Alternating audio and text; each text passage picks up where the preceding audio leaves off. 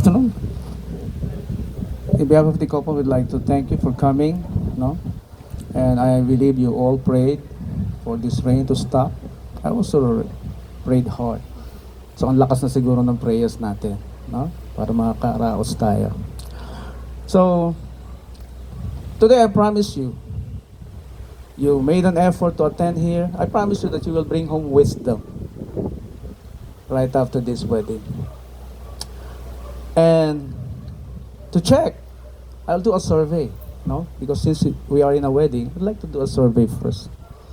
Who believes in perfect marriage? Raise your hands. Mauulanan tayo niya. Once again, who believes in perfect marriage? Raise your hands. Okay. This only means na very successful ang ating culture in convincing us that there is no perfect marriage. Nakita ko yung problem. Why? Hindi natin naiintindihan sa salitang perfect. I will define it for you. Etymology, that is where you can find the truth, no? Saan galing yung word? Socrates even confirmed that. Wisdom is the beginning of definition of terms. So let's define the word perfect. It's actually the word alignment. It's from the word alignment. Alignment saan? Sa standards, sa design, sa program. Because marriage is a product of God, no? So there was already a design existing even before you decide to get married. Even before the human beings was born or were born. Dating back in our history, when philosophers, scientists, inventors learned how to make measurements, inch, width, centimeter, kilo, no? They started to make measurements, and they are trying to make our life easy, comfortable, by making products, no? So they are releasing the idea in their minds, then they will draw it.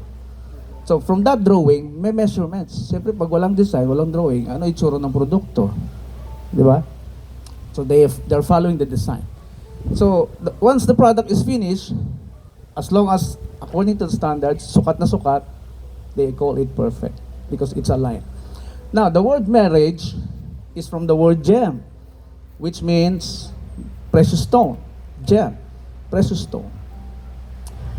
The fusion of two elements, that is marriage. The fusion of two precious stones. Paano ba pinag-iisa yung precious stones?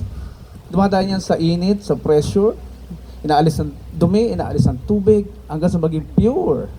And once it becomes pure, it becomes valuable. Kaya ang asawang pinag-iisa habang nagtatagal, nagiging valuable yung mag-asawa na yan. Your two precious stones. It's very clear from Old Testament to New Testament. Pag kayo ay nagsamang dalawa, kayo ay magiging isang katawan. Ano ba yung pag-iisahin sa inyo? Yung tatlong bahagi ng katawan natin, according to scientist Abraham Maslow, is the physical, the psychological, and the spiritual. Yung tatlong aspect na yan, pag-iisahin. Physical. The more na nagtatagal ang mag-asawa, lahat na naikasal kong 50th Golden Wedding Anniversary, isa lang napansin ko sa kanila, nagiging magkamukha sila. Para silang kambal. Nagiging kambal. Psychological. Oo nga. Tanungin niyo yung mga 50 years na nagsasama. Tingnan niyo mabuti sila. Psychological. Dapat dumating kayo sa point na ang nalalaman ng asawa mo ay nalalaman mo rin. Dapat dumating kayo sa point na pareho kayong matalino, smart, pareho kayong wais. Pag dumating kayo sa point na yan, kahit na isa lang yung umattend sa event, ako din yan. Parang ako din yan. Pag nauna kayong in-invite as a speaker, pero dalawa kayo dapat, nauna ka, ikaw pa lang, you will confidently say, ako din yan. Ang nalalaman ng asawa ko, alam ko din. Parang ako din yan umattend. Dapat dumating kayo sa ganung point. Spiritual, the goal.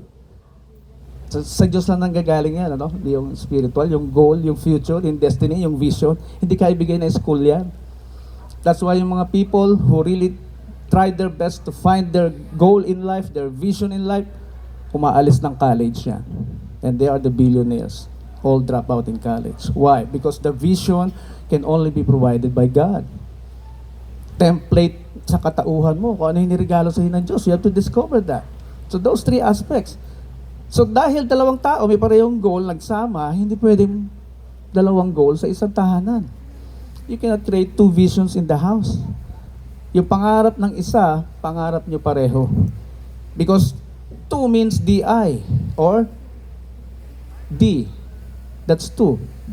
Two people speaking, dialogue, D. And when you have two visions in the house, it will create divisions among you. How? Siyempre, if you are having separate goals and visions, you will talk to people who can help you achieve your goal. The other side, you will also talk to other people who can help you with your goal. Ang ending nyo, wala na kantayin sa isa't isa, hindi na kayo nakikita. Baka sa pag-uwi na lang. There's a division between the two of you. Kaya remember the goal of being one. Kung ano yung goal mo, although magkaiba kayo ng field, pag-isahin nyo. Pag nag-negosyo kayong dalawang mag-asawa, napakadaling pag-isahin. You make your husband the president, you the vice president as the wife. And you take charge of the finances. Para ikaw mismo nagbibilang ng income ninyo, hindi yung secretary. Okay? The goal is to be one. Now, what else? Einstein, marriage is a risk, sabi niya. But there's a condition para ma-enjoy niyo pagsasama niyo dalawa. How? By just having one spirit. Because one body requires just one spirit. Yung second spirit, bad spirit na yun. Pag may nagsisiksik pa sa kanyang katawan, that's already bad spirit. Yung sinisiksik yung kanyang goals, yung kanyang gusto sa marriage. Na hindi naman gusto ng asawa, hindi rin napapag-usapan. Ang katawan na may dalawang ulo is called a monster. God is a God of order. Inayos niya na yan. Kaya you cannot bring equality to the marriage. Totoo naman, equal sa karapatan, sa power, sa authority. Parehong smart. Parehong ginawa ng Diyos as very smart people. But you cannot bring your mentality of equality in the marriage. God made it sure, sabi niya sa babae, He will rule over you. Very clear. Genesis 3:17. So, lagi kayong magka-clash sa bahay if you insist on your right as a wife. Let your husband take the lead. Bigyan mo siya ng chance na mag-lead. Pag hindi nag-lead, she will take over because she also has the capability to lead. She can also become the president of a company. She can become a senator. She can become a congresswoman. I believe in the power of women. Pero para hindi kayo mag-clash, sabi ng Diyos, let your husband take the lead. But make sure that you take the lead or she will take over. Otherwise, you will never like it. Hindi nyo magugustuhan na pinapatakbo ng babae ang inyong buhay. Diba, sir? So better take the lead. So finally, God said, ignorance destroys my people. It's only ignorance. Pinag-aralan na po yan ng napakaraming tao, philosophers, scientists. If you don't know this, tapos hindi mo pa ina-apply, hindi mo ma-apply talaga if you don't know. You cannot do what you do not know. You must know it. Kaya pinapaalam ko sa inyo ito ngayon. This is our advocacy. Because I'm tired of fixing broken marriages. Napagod na ako. Kayo siguro sumuko na. Ako hindi.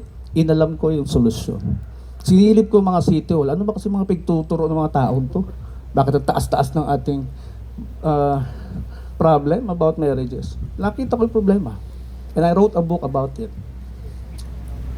Usapin niyo lang ako mamaya if you want to have a copy of that. Ha? Okay? Pakiusap ko lang po sa inyo because nag-iikot kami. This is part of our advocacy to go to the poor communities, turuan yung mga bata, pati mga magulang to be more responsible parents, pati mga bata to discover themselves what they can do. It's planted in every human being, yung capacity to success. They have to know that. They have to discover that. So, sinasabayan po namin ng feeding program, naninigay din po kami ng seminar para mas kumalat po yung tamang knowledge sa ating bansa. Ito po ang ating problema. We were already surveyed. Philippines, third most very ignorant country. Pag natapos po itong ignorance problem na to, poverty will reduce and everything else. Gaganda ang ating komunidad. please join us. Pag-ikot po ng basket mamaya, kahit magkano po, just contribute whatever amount you can to continue this advocacy. Thank you so much for listening. And congratulations to the both of you, Juan Paolo and Jessica. We will now proceed to the marriage rites.